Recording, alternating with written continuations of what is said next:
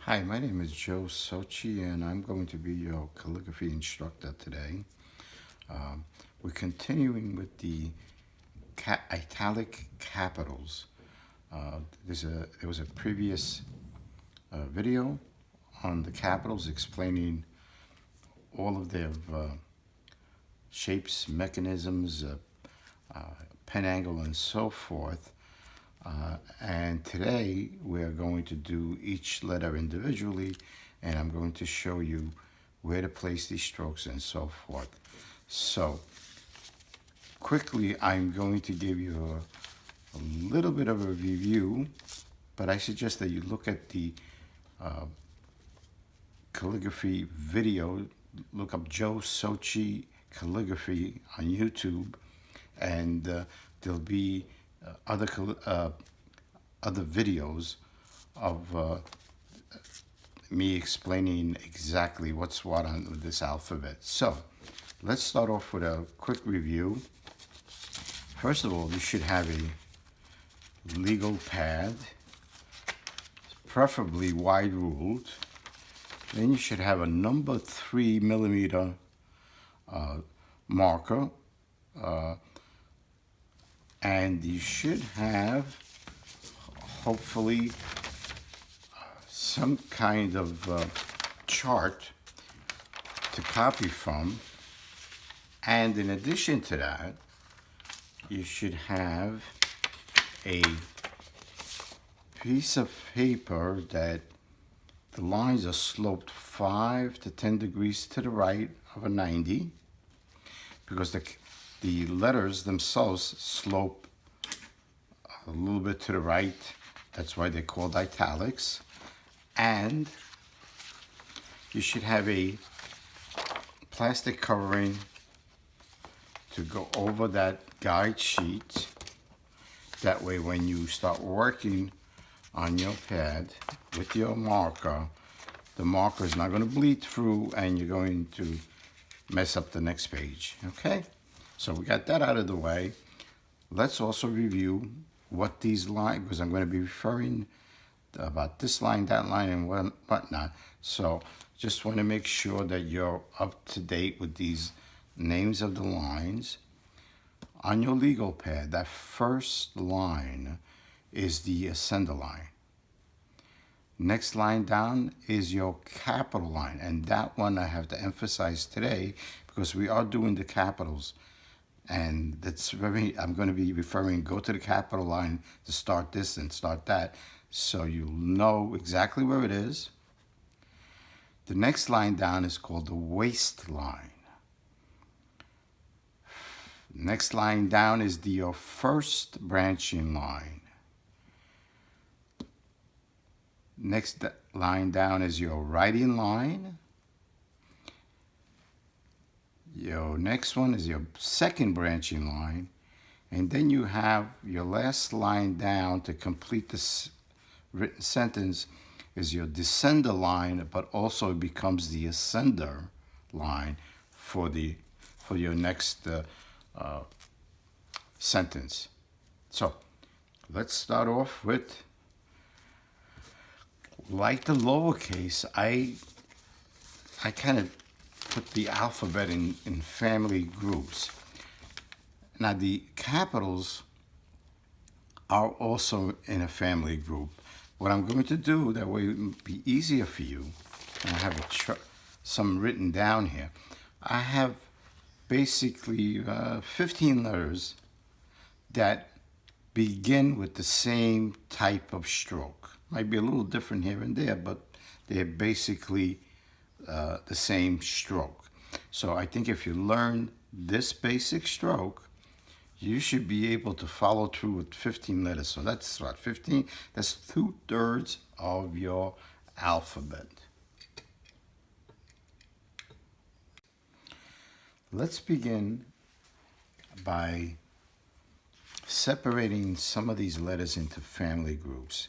And you have roughly 15 letters that have the same or similar entrance stroke. And that's I'm going to call it the leg and foot stroke. You could call it whatever you want, but I associate it with this particular stroke. To me, it looks like a leg and a foot. So we can go and change that if we want to whatever you like.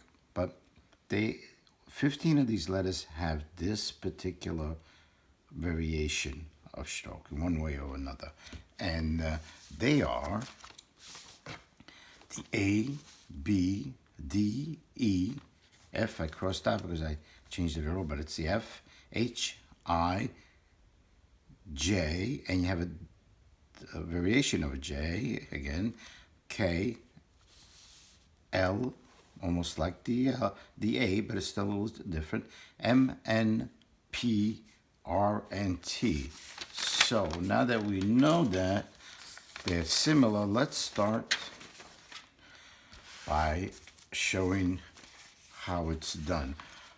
Make sure you have your guided sheet, 5-10 degrees to the right, and you have your marker or ink pen, and we'll start with the A.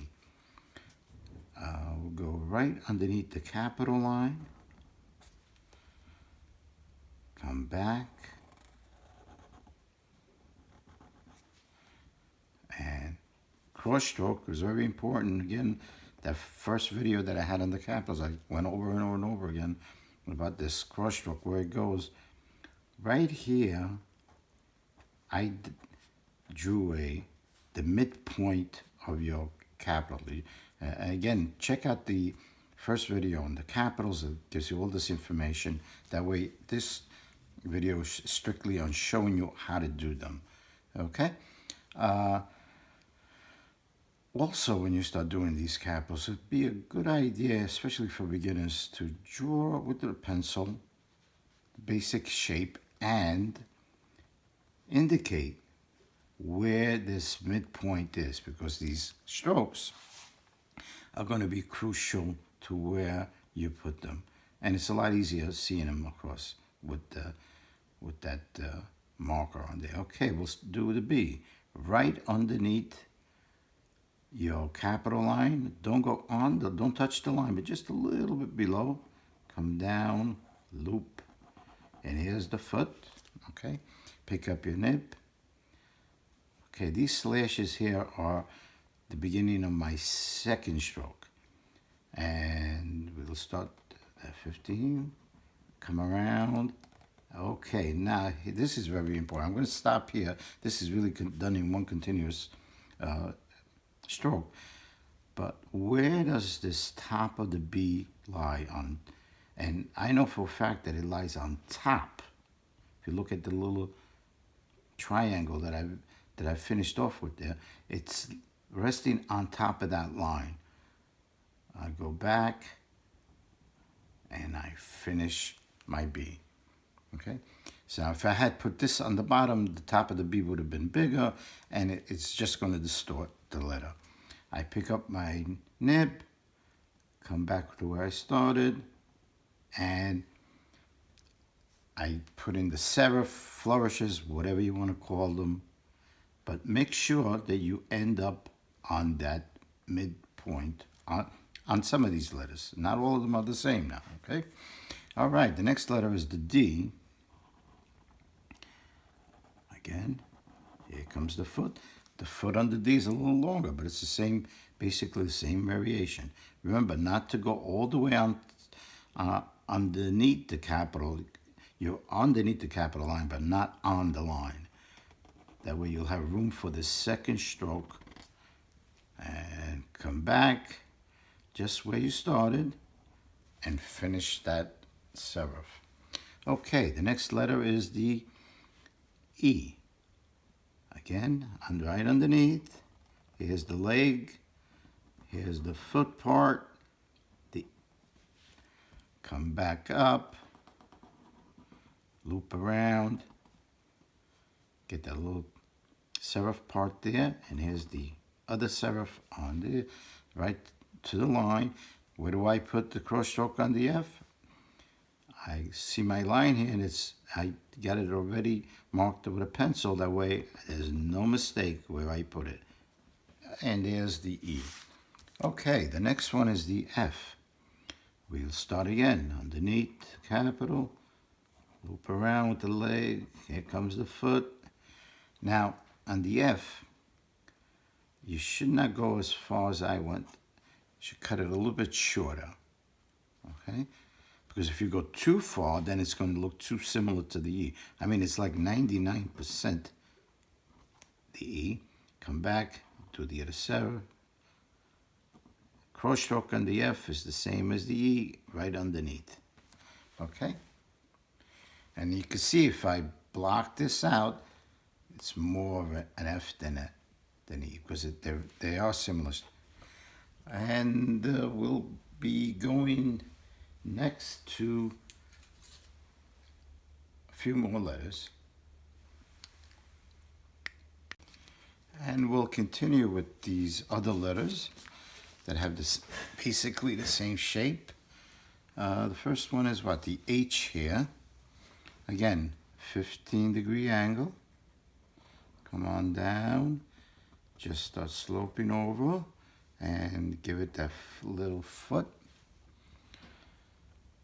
Come back just underneath your capital line, and let's finish that serif. It ends right at the waistline. So okay, for the second stroke we have, now you can start here and just loop around. I like to start and come down and come over and finish that off like that. Okay, what's important here is this cross stroke on the F. Where do we put it? Do we put it above that midpoint or below? And the chart is telling us to do it below. Okay. So that completes the H. The next one is the, show you on the chart, the next one is the I. You have, yeah, it's a funny looking I. But that's what those monks did with some of these letters. They look peculiar to us, but it's okay. Come back and finish that serif again at the capital line. Okay, the next line is, the next letter is a J. One of the J's. You have two different J's. And by the way, both J's go below your writing line, but they still start at the capital line. We start with that. 15 degrees, loop around. This particular J goes below your writing line, about a nib and a half down from your writing line. Pick up your nib, go back, and finish that little serif. Okay, the second J, same thing, start at that point, loop around. This particular J comes down to 3 nibs below your writing line. Pick up the nib and you come up right to that midpoint, just touching that midpoint just slightly above it. Okay, and you come up and finish off the J with the serif. Now remember that this second J is 3 nibs down. And also remember, that's what all these little squares, you should know this. If you're doing the capitals, you should know this by now, that any written line is 15 nibs. And if you want to review it again, look up the first video, Joe Socci Calligraphy, or Joseph Socci Calligraphy, and we'll give you all that information. Okay, the next letter is the K. Start at below that capital line, come down the midpoint between your your branching and your writing line, and you loop around, and just a little foot. Don't go too far, but again, it's that basic shape, as you can see. We start again at the midpoint, not mid, well, in the middle of these two lines now, okay? I don't want to confuse you. Underneath the capital and your waistline. There's so many lines, it gets confusing. It gets confusing for me too, referring to this one and that one. But eventually this becomes secondhand. Okay, the K. I know from the chart, because I drew the line there when I was a student, that the K crosses or intersects that stroke above your writing line. So actually you want to do it this way, that way you're safe. Put that end stroke, okay? And now from here, you can either go up and around, or you can start and meet it. Okay? So that's the K. And we're going to go to the next letters soon. The next letters that we are going to do and that have the same basic shape is the L, M, N, and P.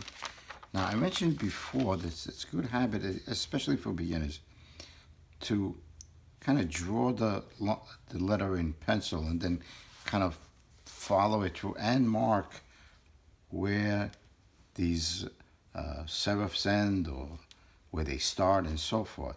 So let's start with the L. Again, that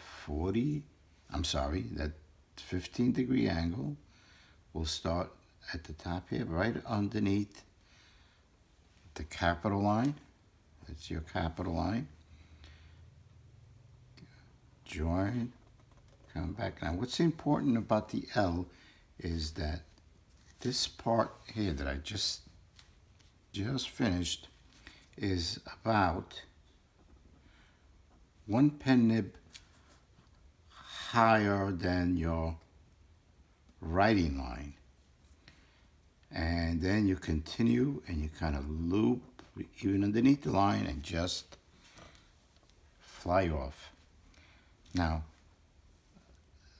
I mean, it's these little details that will make your letters stand out more than other alphabets, excuse me.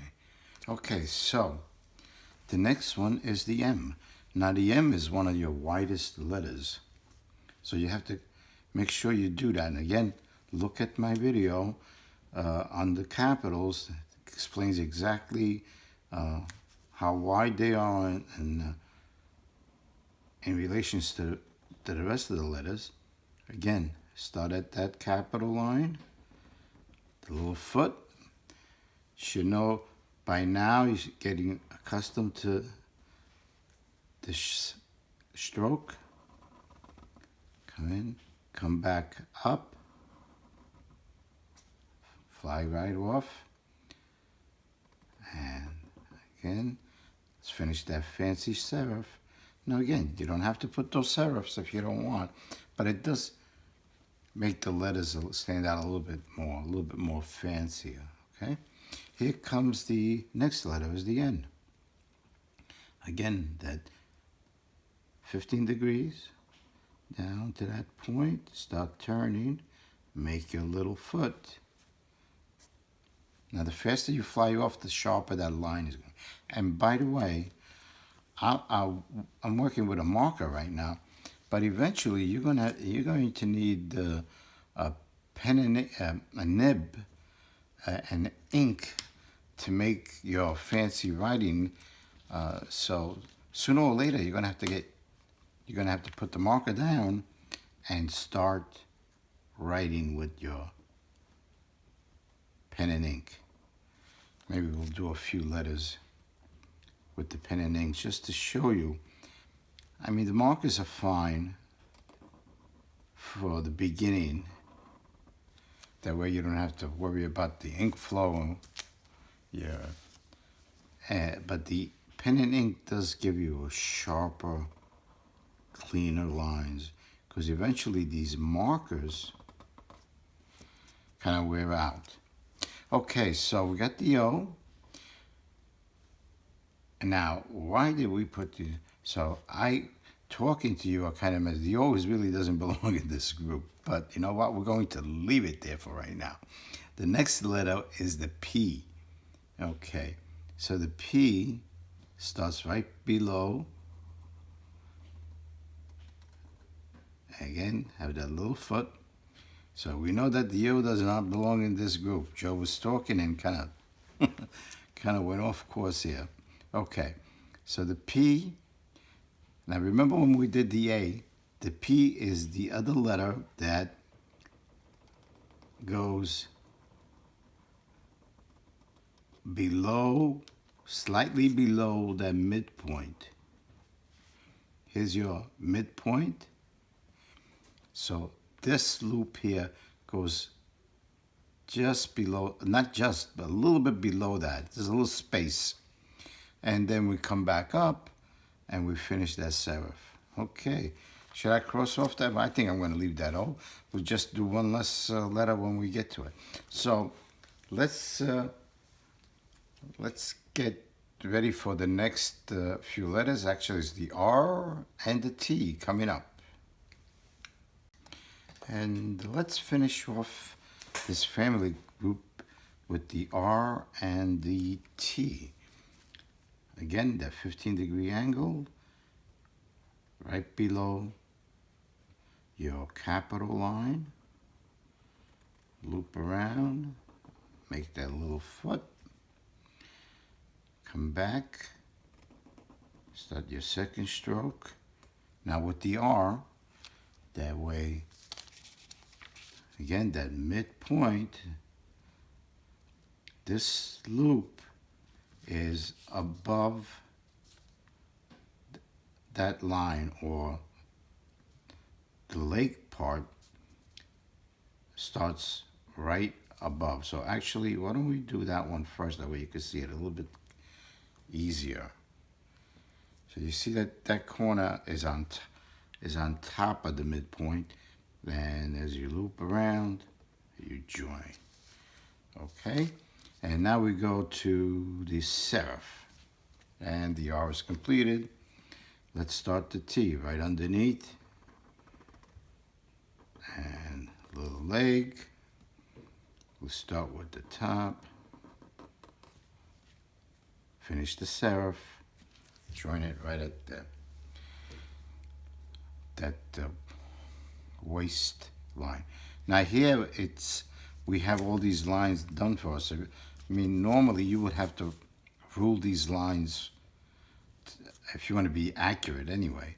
You would have to rule most of these lines for yourself whenever you're doing some kind of important work. Okay, so that finishes that group, and we'll be starting the next in a few minutes.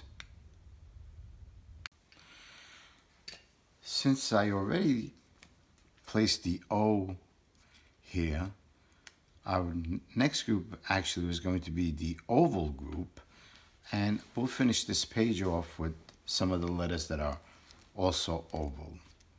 Okay, we'll start with but we did the O. Now we'll go down to this line and we'll start with that 15-degree angle. We're going to do the C. Come back and just go right underneath the line. Try not to make too much of a curve there. And then pick up your nib. Just keep the corner and you'll get this sharp exit stroke. Okay, and try to do it without talking like I'm doing right now. It might come out a little sharper than I have there. Let's try the next one. Okay, we go with the G. let's go to that stroke, and there you go. Come down. Now the G comes down to about 2 nibs below your writing line. This tail doesn't go all the way down to that second branching line. And now you finish the G off with, again, now where that midpoint, the cross stroke, this particular cross stroke on the G is right below that line. You don't want to go above, and you don't want to go too below, right underneath that line. Again, some above, some below. Okay, so the next letter that's oval is the Q. Also note on the Q that this section of the Q down here is also about 1 nib above your writing line. That's where it ends. And we'll start off with just below that line and loop around there. And when you come around also, this doesn't join.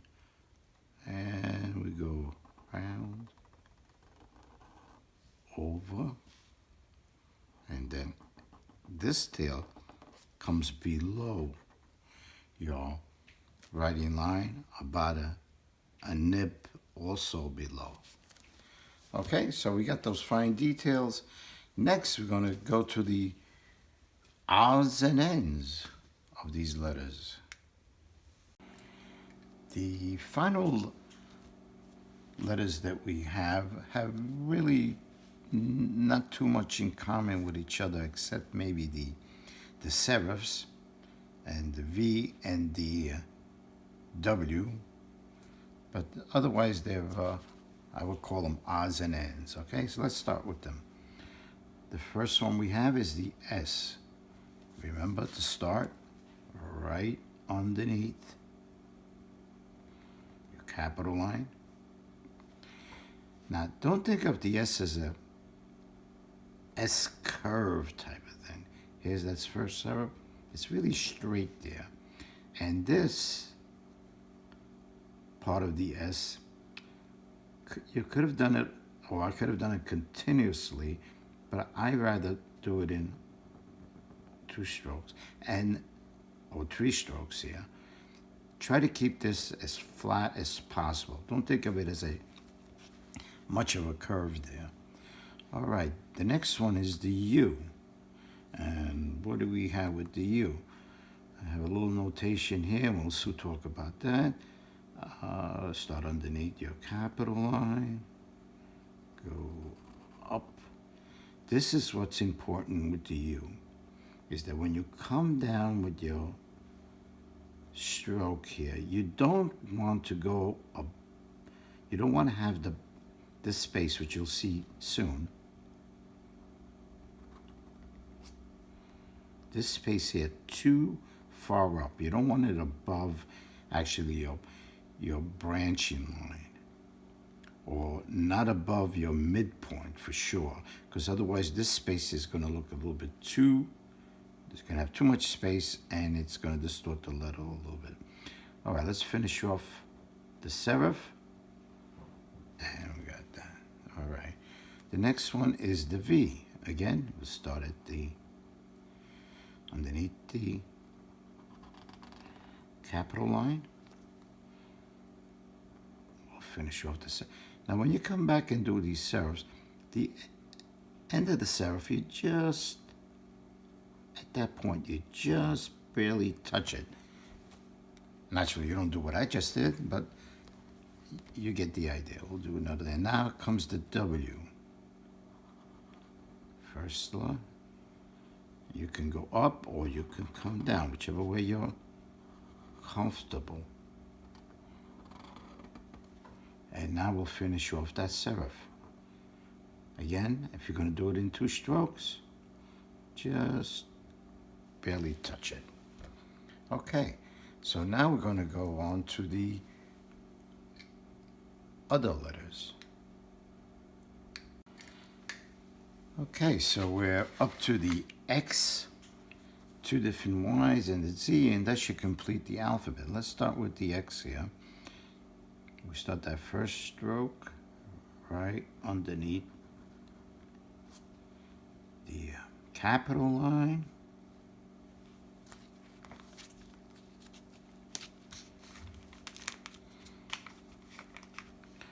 We start with second stroke underneath that capital line, come around. What's important here on the X is that this counter space meets at the waistline, and this counter space meets at your capital midpoint. Try not to go too high over the capital midpoint here, otherwise this counter space is going to look too big and it's going to distort the letter. Okay, we have the first Y. Again, we start underneath, come around, and loop down. Now this particular Y comes down to your underneath your second branching line, and it's 3 nibs. To give you an idea how far down, it's about 3 nibs down from your writing line. Okay, and then we'll start your second stroke on the Y, and also I have a notation here. You want this counter to meet at your first branching line. You don't want to go too below that one, otherwise this is going to look too big and it's going to weigh down the letter. Okay, here's the second Y, and we'll start again. We'll start right underneath or below your capital line, go on up, come down. Now this Y only comes down about 2 pen nibs from your writing line, but also note, before I finish it off, and I forget about this, that this part of the Y, this U part, does not come down to all the way down to your writing line. It's about 1 pen nib above. Okay, so remember, it's all these little details that make your letters stand out much more clearer. And the final letter is the Z. Okay, we start with that 15 degrees right underneath, bring it down. Now the Z has a little bit of a fancy curve here, not much, don't go crazy with it. And here comes the last part, that serif. And this completes the alphabet, should complete. Hopefully I didn't miss any. But thank you again for being in the class, watching the video. And remember to look at the previous videos, the lowercase italics that I've made, and the first part of the capitals, italic capitals, that gives all the information. And hopefully you liked it, and hope to see you soon again. Bye now.